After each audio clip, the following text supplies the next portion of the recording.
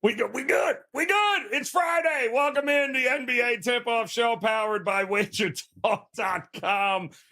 We got a nice slate of games here tonight across the board. We'll hear from the Contrarian gods. We'll also focus on a total in one of these matchups. We've got a couple of best bets and maybe a dog or two that might be barking here tonight in the association like they often do. And we'll do it, of course, with three of the best at WagerTalk in the NBA as we welcome back in. Look at this. Lakers win a couple of games. He's repping the purple. Skee Prophet in the house here tonight, as is R1L, Steve Merrill, and back by popular demand. Oh, look at him. WagerTalk gear and everything. Teddy Covers in the house with us here. Gentlemen, happy Friday here. Like this slate of games here tonight. Some interesting spots.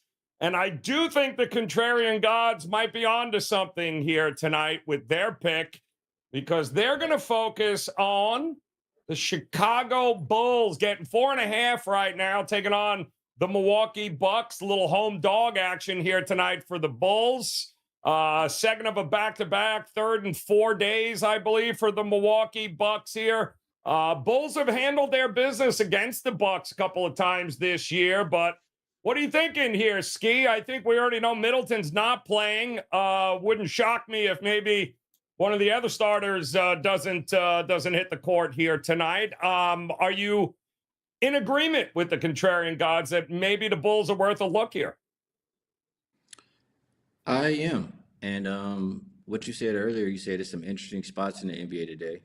I would agree. And you kind of mentioned this one, this third game in 4 nights, and the hardest spot to play in the association is a road back-to-back. That is the Milwaukee Bucks. So it makes sense, the more I think about it, why this line is a little bit short, because they've been playing good basketball. But so have the Bulls. They've covered 6 of their last 9 games. And I looked up this specific spot, which would be home dogs who are off an overtime game that was more than a single overtime. And they're rested versus an opponent who's unrested. It's only happened, 7 times in the entire database, all the way to 96. It says that the home dog has a chance. So I think they'll be the more motivated team in this game. That's really what it boils down to for me. They're in that mix-up of the play-in teams, and Milwaukee's a little bit comfortable in that third spot. I think they're ahead of the next spot by like 4 games. So I'll go with the hungry home dog and expect them to keep it respectable in this game. All right, good stuff there. Yeah, and it was only Middleton on the list earlier, and then Giannis popped up, but he's listed as probable. Still questionable for Alex Caruso tonight for the Bulls. That would certainly go a long way in helping the defensive side of things for him. But what are you thinking, Merrill? I mean, the market obviously forgot how interesting it was with Milwaukee for a couple of months here, but they've won a few games out of the All-Star break, and I don't know, you like the spot for them, or you think the Bulls have some value?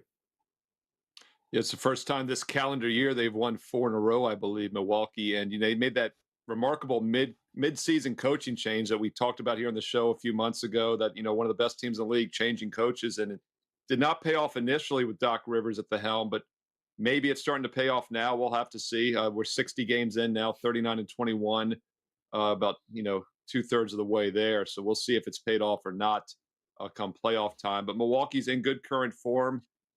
Charlotte's a team that had been playing good basketball. I know no one thinks about the Hornets, but I believe they'd covered 5 of their previous 6 before that push. They won by 12 as a 12-point favorite at Charlotte in that game on Wednesday. Chicago's alternated wins and losses each of their last 4 games since the All-Star break. Loss, win. So for whatever that means there. We'll look at the recent meetings in this series. Always like to do that this time of the year as we get some games under their belt. They've played 3 times, both in November. I don't think we can read too much into those games. And even the early December game, it's a different Milwaukee team now. The Bucks did win a high-scoring game in that one. They had 139 points at the half. It soared over the total. I think the sharp side in this game probably is Milwaukee. And if you look at some of the leading indicator books, they've gone to 4.5 -15. So I do think we might see some 5s by the time this game tips off. I'm not looking to get in front of Milwaukee right now after the 4 straight wins. I'm going to fade the Contrarians with this one. I'd play the Bucks and lay it. All right. Teddy, we got one bull, one buck, and you, my friend, get to be that final split for us here. So, what do you think about the Bulls' chances here against the Bucks tonight? Well, Merrill just talked about the three previous meetings. He buried the lead. Chicago covered the spread at all three of those games, all three of them. And two of the three meetings went to overtime. So I understand they were way back, but this is not a one-sided series. This is a competitive series. I cashed with the Bulls the other night against Cleveland. We'll talk a little bit more about Cleveland later in the show and why we're going to continue to fade them. But this is a Bulls team, in my mind, that is clearly hasn't quit on anything. The effort's there every night. And the end game. I like Chicago's end game consistently. The ball's in DeMar DeRozan's hands. DeRozan, in a tight game, makes good decisions. He gets good shots. Yes, the Bucks have played well since the All-Star break.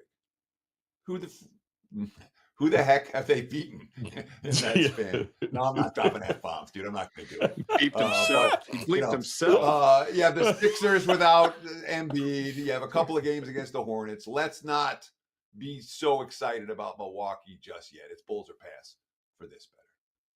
All right, good stuff there, guys. And the Contrarian Gods looking at the Chicago Bulls, and there is no doubts a featured matchup here tonight that a lot of eyeballs will be on. And the big question is, who's playing, who's not playing with the Dallas Mavericks and the Boston Celtics at the Garden there in Boston. And it does appear Doncic is still questionable. No word on whether or not he is going to go. Obviously, that would certainly go a long way in helping the Dallas Mavericks. But interesting game, interesting total, interesting spread here. Skee, a lot of different ways to approach this one here tonight. How are you looking at it? Yeah, this one is tough for me just because, for one, when I think about Boston at home, it's very hard for me to go against them. They're the team who, before the season started, I thought would be the best in the East. They've looked that way all till now, and they've shown that they care a lot about these home games. But when I see the spread at -9, and I see a Mavericks team who's also been playing good basketball lately, especially since they made those trades, it's hard for me to not want to take those 9 points. The only thing that's stopping me here is Dallas. They continue to play no defense. The worst defensive rated team post All-Star. And it's just hard for me to put my money on that. So I do lean towards the Mavericks. I think if they're in this game, it's not because they're getting stops. So that'll lead me to Dallas team total. And I'm really just talking this out on the show. I'm pulling up Dallas team total, or maybe you can help me out because my internet is lagging. Dallas team total would probably be my preferred look in this game. Our Dallas team total, looking at that. We'll get that here in just a second for you. Teddy, let me ask you quickly about the total, because I think Skee nailed it. We ain't going to get no defense from Dallas. At least I don't think we are. And if Doncic is a go, how in the hell is this thing staying under 240 points? It feels like the total is the way to look at this thing. Just give me up and over. Points are coming, no? One would think so. I mean, Dallas, when everything's cruising, Dallas is a really good offensive team. And by the way, that team total sitting 113.5/114.5 for the Mavs.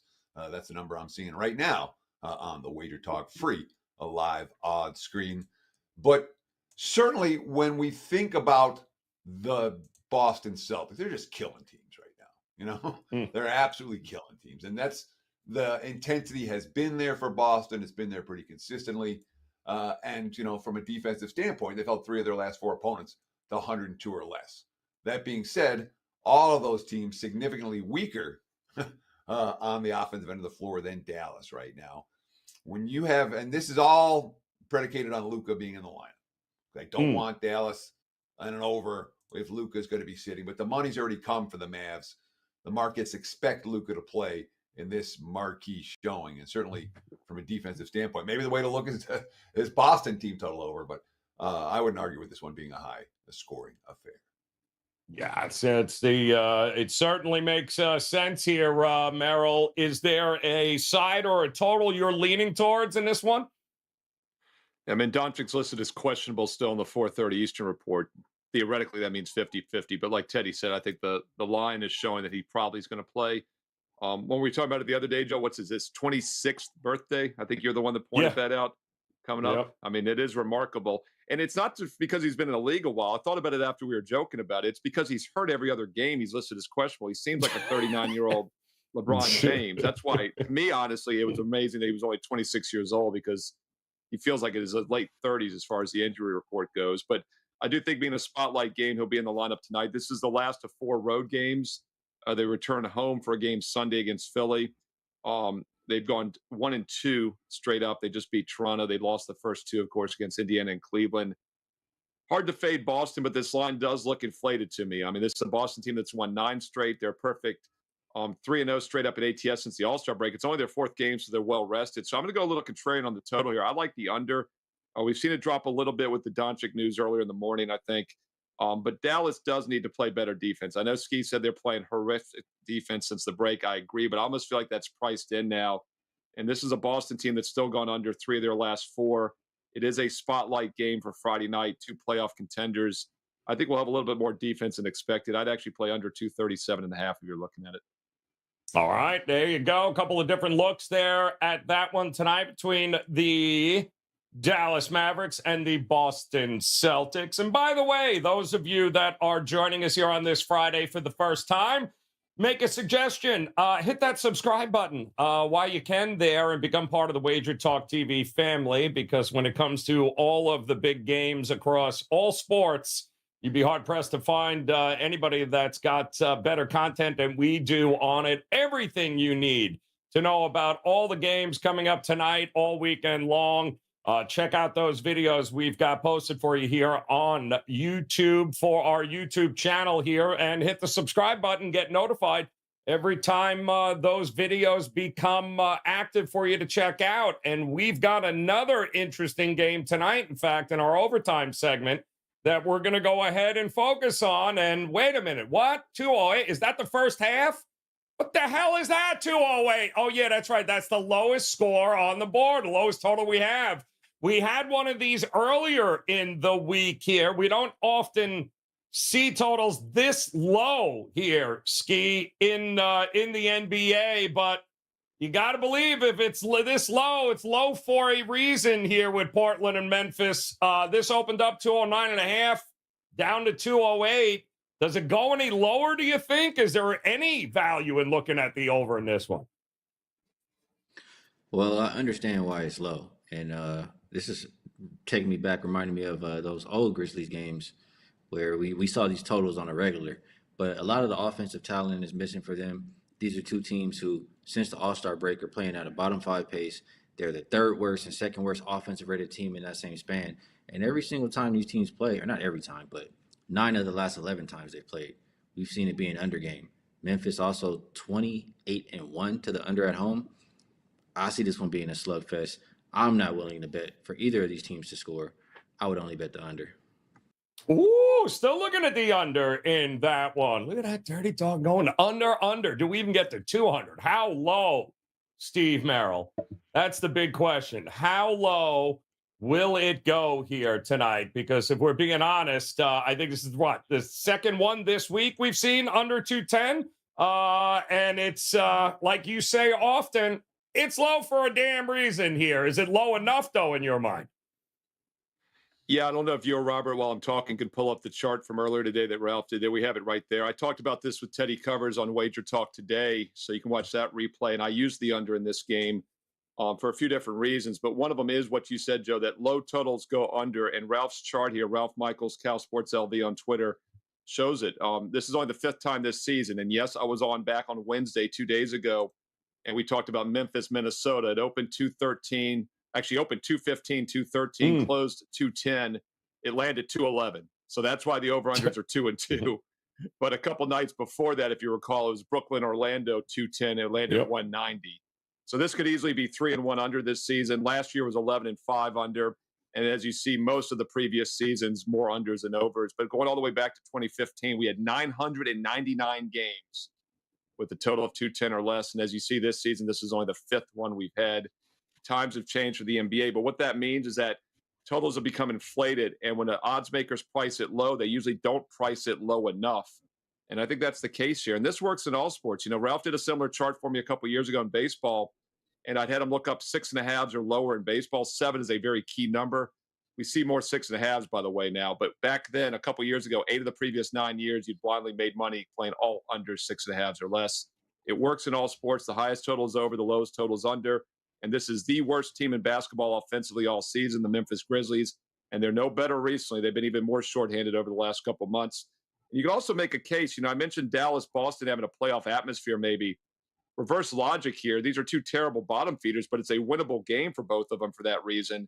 So I think they both bring more defensive intensity for a chance to actually win a game. A lot of reasons to like the under. And if you're going to play these low totals, the under is the only way to play them. So, Teddy, it's an interesting spot for both, right? I think this is like the first road game for Portland in feels like forever. And Memphis has actually been pretty profitable at home against the number in here. I don't know if there's a correlation with side and total in this one, but I do know 208. I mean, not a lot, just a little bit of breakdown on defense one way or the other, and this thing flies over the total. How are you leaning in this one? So these are 2 teams that are capable of playing a first to 90 wins kind of a ball game. This could be, a 1980s and a 1990s defensive slugfest, because there could be some really ugly offense here. But the markets have adjusted. The markets have really adjusted. All right. When we're talking about a 208 right here, we're not talking about teams that play with no pace. Neither Memphis nor Portland is a bottom 10 team in pace. They're both middle of the pack in that regard. We're not talking about 2 elite defensive teams by any stretch of the imagination. Not even maybe. And we talk about the series history, all these overs, or unders. A lot of that has to do with much higher totals than the one we're seeing today. We look at recent opponents for these 2 teams. All right. They played really good defensive teams of late. Portland just faced Miami. Charlotte's on a defensive uptick. Denver, Minnesota again, New Orleans. That's a pretty good defensive 5-tet quintet for the Blazers, who they just faced. And it's not all that different from Memphis. Memphis in their last 5. Again, Minnesota last time out in a game that snuck over. The Brooklyn isn't a great defensive team, but they brought it that night. I watched the game from the opening tip. The Nets brought real defensive intensity. The Clippers before that. The Bucks, the Rockets, a good defensive team. New Orleans before that. So both teams have been really up against it in terms of defensive opponents of late. This total's so low, I can't get there. If I'm playing, I'm going over. So I'm saying it's 208, only the 5th one this season here. So that should be an interesting one if you have a problem sleeping. They want to turn that game on here, because I would imagine there won't be a whole lot keeping you up there watching that game. But it is a loaded slate here tonight. There are a number of very interesting dogs here that could very well be barking here tonight. That, of course, means profits here if you got the right one. So, Robert, let's check out what the dogs look like here tonight. That's my dog. That's my dog. That's my dog. That's my dog. And anybody got to say anything, you let me know. That's my dog. All right, let's check them out here tonight. Hornets, what a shocker, 11.5. How about the Pistons? Another shocker. Raptors, Kings, we talked the Bulls, the Wizards, Blazers. Pacers are a dog, as is the Dallas Mavericks. So we got a couple of double-digit ugly-ass dogs here, Skee. Which one of them are you going? Because I know you going ugly tonight. I know you going ugly here tonight on a Friday. What are you looking at? I love a good ugly dog. I definitely do. Oh yeah. But I'm not gonna go for it today. Not going for it today. She loves you too. I'll go with the Raptors +3. Oh. Canadian dog, international lover. Yeah. Golden State's been playing really good lately. They've I don't know how many games they've won, but they've covered 5 of their last 6. Since the break they had with All-Star break, et cetera, Golden State has been playing really good. And they're a team that definitely needs wins because they're in a 10th spot in the West. They've been good on back-to-backs, etc. It's a lot of reasons, for a lot of people to run to the window and bet Golden State, but it's also a lot of reasons not to. They're without Wiggins once again, and they're also going to be without Pods, who you can say he's been the most consistent Warrior all season long. So the rotation, just getting a little bit jumbled there for Golden State. Their plane had issues last night. They didn't take off till 5 a.m. this morning. Getting into their hotel or something around 7 a.m. So it's a lot of things not to like for this Golden State team, and also on the back-to-back. So for the Raptors, as much as I don't really love what I'm seeing, they still have covered 4 of their last 5 games. I think that if there ever was a spot for them to get it done, this is the Raptors spot. So for my dog of the day, I'll use Toronto +3. All right, look at that. Toronto going north here of the border. Still seeing threes here. Double R1L, Steve Merrill. Got to be a bigger dog than that, though, you might be looking at here tonight. How ugly you going?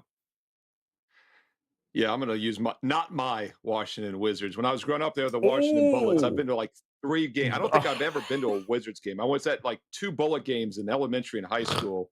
Went to a couple hundred Capitals games, probably over 1,000 Redskin games. I mean, but the NBA was never on my radar. But now that they're on the West Coast, I can reluctantly sneak in. By the way, won my best bet last night with the Magic, never in doubt. But then the Wizards were my free play. And I almost used them as a best bet. But I was like, I hate playing bad teams. But it's such an awful spot last night for the Lakers off the big 21-point comeback against the Clippers with the Nuggets on deck tomorrow. LeBron on the cups of probably breaking the 40,000-point mark this weekend. So I almost feel like maybe I missed out on the best bet last night. But I'm going to come back once again with the Wizards as a free play. This is a free play I posted on my page tonight on Friday. And I'm going to change the segment a little bit. It's not that's my dog. It's more that's not my favorite. That's the whole logic to this play here. I'm a little concerned the Clippers come with their A game after losing back-to-back to the Kings and Lakers. But I also have another theory, and this is why the Clippers are not my favorite. Harden's been there a couple months, and you almost got to wonder if the luster's worn off that fantastic run they had for a couple months. They struggled the first week with them. That they were the best team in the NBA then for a couple more months after that. I'm not a big Harden guy. I think he has failed at all the other stops, and I think he's going to cannibalize his team at some point. And don't look now. They're 1-7 against the spread their last 8 games. All their wins have basically been by single digits. And over the last few seasons, they're only like 1-5 as this big of a favorite against the spread. So don't like the Wizards. I feel like last night maybe was that better spot with the 3-point loss to the Lakers, but they're in the same city, same arena. I'll look for them to hang within the big number tonight. That's my dog, the Washington Wizards. Oh, I knew somebody was going ugly, and Merrill went ugly here. No Zubac or George yet. Still questionable here for the Clippers, but hell, does it really matter? All right, so there you go, Teddy. We got something on the low side. Merrill went totally disgusting. How about you? Where are you looking here on the card tonight? Well, let's land somewhere in the middle between the low side and totally disgusting. And that would be Detroit basketball. Pistons right now, +8.5 across the board. Look at the WagerTalk live odds screens. And let's talk about Cleveland for a minute, because we know what goes up must come down. Cavs won 18-2 in that 20-game span before the All-Star break. The betting market's caught up, and the team's not that good. 0-7 against the spread their last 7 contests. And from a scheduling standpoint, I don't know that I've seen a tougher scheduling stretch in 25 years in Vegas than what the Cleveland Cavaliers are in right now. They played 1 set of back-to-backs coming right out of the All-Star break. Then another set of back-to-backs. They have a 3rd set next week. They have a 4th set immediately following. They're playing 13 games in a 19-day span. That's brutal. That's as brutal as any team's faced all year. What do they have on deck? Oh, just an ESPN showdown against the Knicks in Cleveland. What are they coming off of? Back-to-backs, double overtime. They had nothing in the tank in that second OT. I watched it with my own eyes. There was nothing left. Mitchell's not 100%. LeVert's not 100%. Yeah. Pistons, by the way, real quiet, 8-2 against the spread, their last 10 at home. Give me Detroit plus the points. Oh, love it. All right, Detroit, it is here tonight, taking on the Cavs. And if it ain't broke, we ain't fixing it. That's what we do here. But we do have 60 seconds. We got to put on the clock and give these guys an opportunity to give us a best bet, as well as tell us what they've got locked, loaded, ready to roll here, heading into what is going to be, no doubt, a big weekend across the sports betting landscape here. So we'll start with Skee, who's definitely has got his plays ready to roll. Shooters are going to shoot here tonight, Skee. So which one of these games are you leaning for a best bet on the show here tonight? Well, I will go with a total. Washington and the Clippers, up and over, best number you can get right now. I see it 237.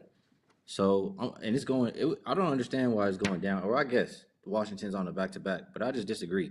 We've seen this plenty of times, teams who play both teams in LA and are unrested, the total just continues to go over. And I call it the party guy trend for the NBA, just because teams go out to LA and have a good time. The over is hitting at a 75% clip going all the way back to 2016. You look at this Wizards team, they're not playing any defense. The second worst defensive rated team post All-Star, and they're playing at the fastest pace. I think they'll pace up the Clippers a little bit in this game. And the Clippers at the same time are a bottom 5 defensive rated team. So I think there's a lot of points to be scored. I think it'll be an up-tempo contest. And I think we fly over that 237. All right, I like it. That's it, man. A real good get-right spot here for the Clippers tonight there with Skee going up and over the total. Double R1L, Steve Merrill. A lot of Merrill-esque games here on this card tonight. So I know, no doubt, you have circled one for us. Tell us about it. Which one you looking at for a best bet? Yeah, it's a small cards out on Friday in college hoops. I gave out a free play on the WagerTalk today and college basketball show there, and I posted a free play in the NBA tonight, which I've already gave out on the show here. So one best bet tonight in the NBA. It is a strong side selection. Really like this situation tonight. And by the way, 92 and 68 now, number one ranked in college and pro sides combined this year, basketball, and number one all time at WagerTalk, up over 186 units. So check out that strong best bet. Gonna look at a bonus free play here, a total for the show. I mentioned it earlier. I've talked about it on WagerTalk today as well, but I do like the under between the Blazers and the Grizzlies. I love to fade the public in the NFL, do it in general in all sports, and I almost feel like playing the lowest totals under, the highest totals over is a bit of a contrarian play, and it continues to work year in and year out in all sports, and I think it works tonight. This total is low for a reason. The Grizzlies have been the worst team in the NBA this year offensively, and they're extremely shorthanded. 10 players on the injury report tonight. Blazers have 7 of their own. Look for both teams to play a little bit better defensively just because the offenses are so bad. Under 207.5 in the Grizzly game. Woo! Thing keeps dropping as we're talking here. So, all right, 2 best bets here so far. We got one more, and it's going to be a good one, no doubt, as Teddy covers. Locked, loaded, ready to go here tonight and this weekend, Teddy. So 60 seconds on the clock, man. What's the best bet for the show today? Let's talk about Sacramento and Minnesota. And obviously, if we're going to break this game down, got a little promo first. You get my best bet right now over at WagerTalk.com. The NBA was good to us in February, 66% for the month. We'll see if we can do it again in March. March has historically been a pretty good month for me in the association when the markets shift their focus elsewhere. Sacramento lost 3 in a row the first week of November. They did have a 4-game skid in mid-January as well. That was thanks to an overtime loss by a point at Milwaukee and a 2-point blown lead loss at Phoenix. Spread covers in those games, by the way. Other than that, Kings haven't lost more than 2 in a row all year. They're on a 2-game skid right here. They lost at home to Miami and then at Denver. All right, they won on their last trip to Minnesota. We've got a T-Wolves team a little bit fat and happy. Read some of those quotes and who they've been beating: the Nets, the Spurs, the Grizzlies. Step up in class for the home favorite. I think it's a battle, not a blowout. Sacramento plus is my wager. Ooh, like it. The Kings getting that 6.5 here tonight on the road against Minnesota for Teddy. And there you got it here, guys. As Steve Merrill, new photo. Love it. Very nice over there, which just pulled that out of the yearbook, huh? Memphis, Portland under 208 for an ugly-ass game.